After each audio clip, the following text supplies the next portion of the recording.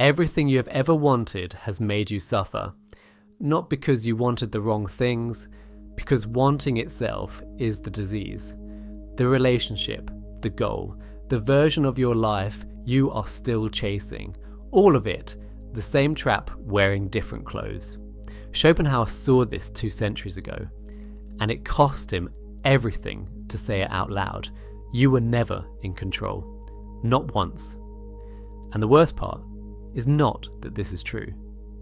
The worst part is that somewhere underneath all the plans and the ambitions and the stories you tell yourself about your own life, you already knew. You just needed someone to finally say it directly.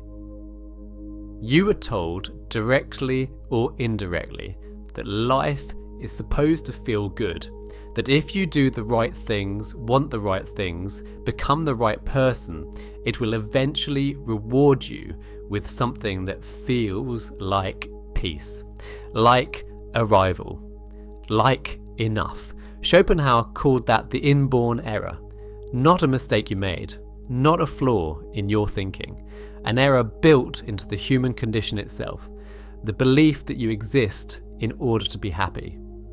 Look at your life honestly, not the version you present to other people. The real one, the one that runs underneath everything else at 3 a.m. when the noise stops. How many times have you arrived at something you wanted and felt the emptiness waiting for you on the other side of it? The relationship you fought for, the goal you finally reached, the version of your life you spent years constructing.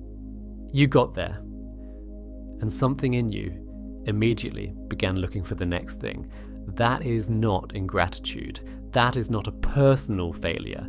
That is the architecture of existence working exactly as Schopenhauer said it was built to work. He wrote that the faces of almost all elderly people are deeply etched with disappointment. Not because they made wrong choices, because the game itself was never designed to produce the feeling they were chasing. The universe is not arranged for your happiness. It never was.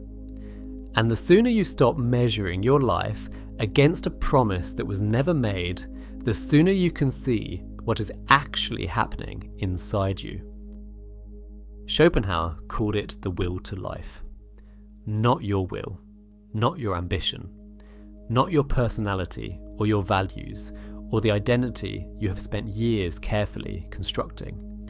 A blind, irrational, insatiable force operating underneath all of it, driving every desire, fueling every fear, running every decision you thought you were making freely. You think you chose your career because of your values.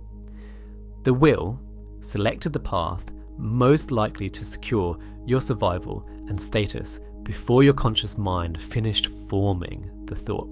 You think you chose your ambitions because they reflect who you are. The will generated them to keep you moving, striving, producing, because a still creature is a vulnerable one. You think you are the one driving. You are sitting in the passenger seat, narrating a journey you did not plan to a destination you did not choose, and calling it your life. The intellectual mind, the part of you reading this, analysing this, perhaps already preparing an argument against this, is not the one in charge. Schopenhauer was precise about this. The intellect is a servant to the will. It does not lead.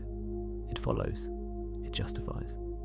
It constructs elaborate stories about why you did what the will had already decided you would do. This is not a comfortable thought. It was not meant to be.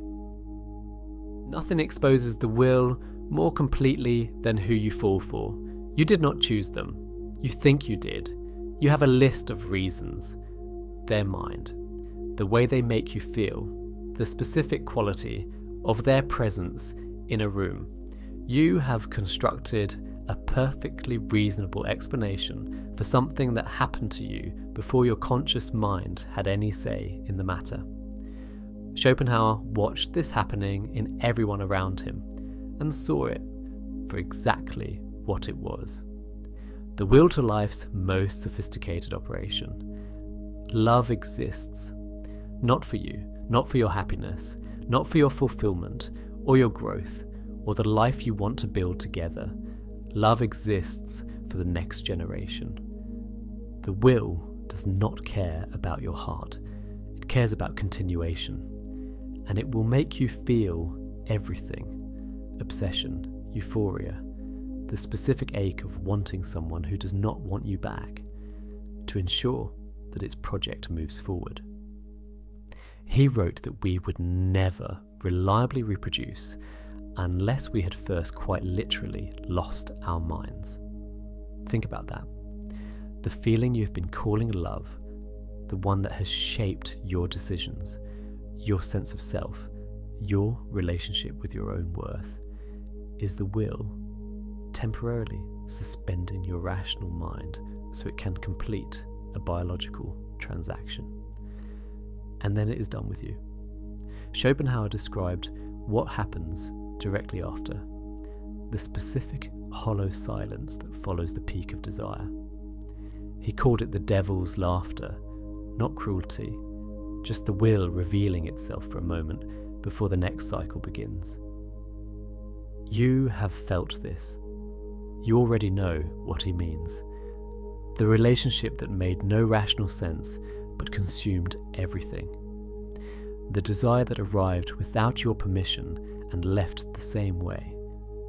The pattern you keep repeating with different people because the will does not learn. It just restarts. You were never choosing. You were being chosen through. Every other animal on this planet suffers. They hunger. They fear. They fight. They die. The suffering is real and immediate and physical, but they do not know they are suffering. You do. Consciousness, the thing that separates you from every other creature, is not the upgrade it was advertised as. It is the capacity to watch yourself suffer, to anticipate suffering before it arrives, to remember suffering after it has passed, to construct elaborate philosophies about suffering while continuing to suffer. Schopenhauer looked at a mole tunneling through damp, narrow corridors, rarely seeing light, producing gelatinous offspring, doing everything in its power to survive and perpetuate itself, and saw no difference between its condition and ours, except that we are aware of the tunnel. You are aware of the tunnel. You can see the patterns. You can name the trap. You can read a 200-year-old philosopher describing your life with uncomfortable precision and recognize every line, and still wake up tomorrow and walk back into the same desires, the same cycles, the same tunnel, because knowing the architecture of the cage does not open the door.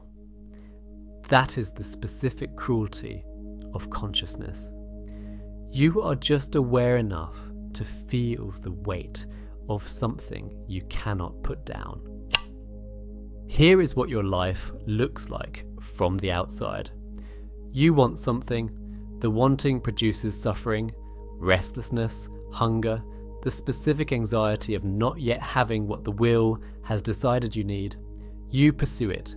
You sacrifice for it. You orient your entire existence around its acquisition. You get it. For a moment, sometimes an hour, sometimes a week, sometimes a year, the suffering stops. The will is briefly satisfied. Then it generates the next desire. And you begin again. Schopenhauer called this the pendulum, swinging between the pain of wanting and the emptiness of having. There is no resting point. There is no arrival. The pendulum does not stop. It just changes direction. You have been on this pendulum your entire life and calling it progress, the promotion that was supposed to change everything. the relationship that was supposed to complete something, the version of yourself you are still working toward, the one that will finally feel like enough. It will not feel like enough, not because you are broken, because the will is not designed to produce enough.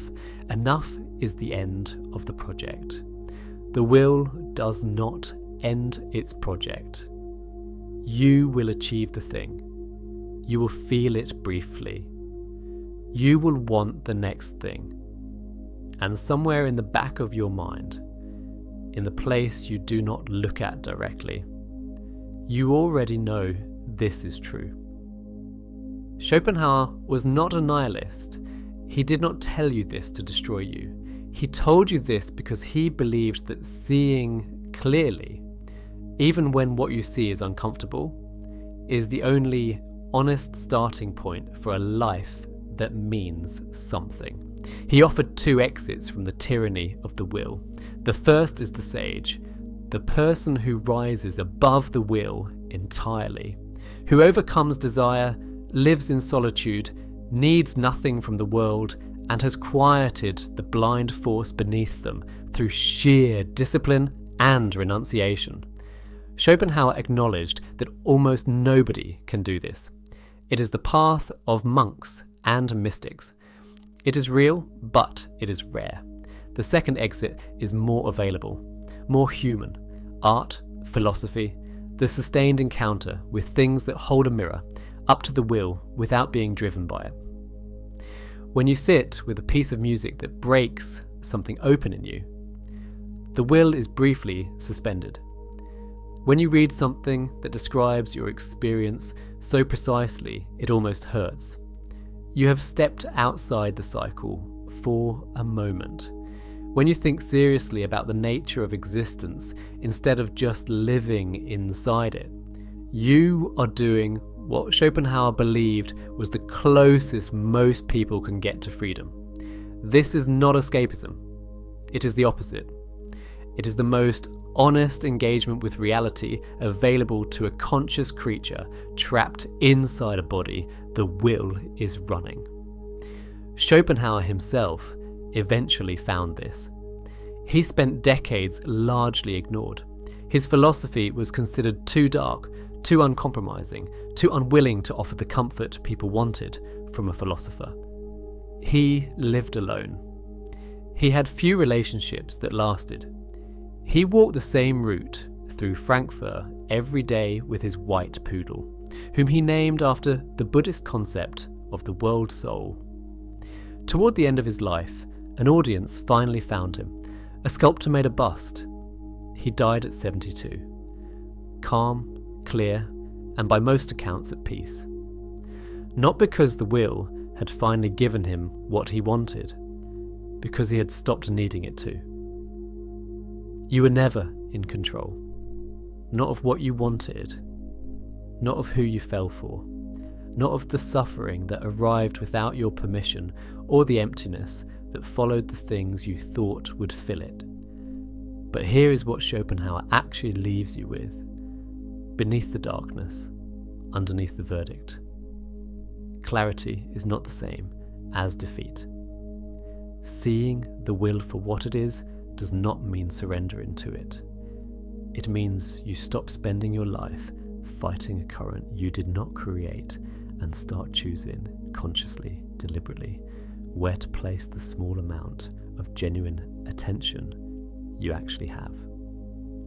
The sage path is not for most people, but the second exit is available to you right now, in the book you pick up, in the idea you sit with long enough to feel it fully, in the honest conversation you have with yourself at 3 a.m, when the noise stops and you finally look at the tunnel directly.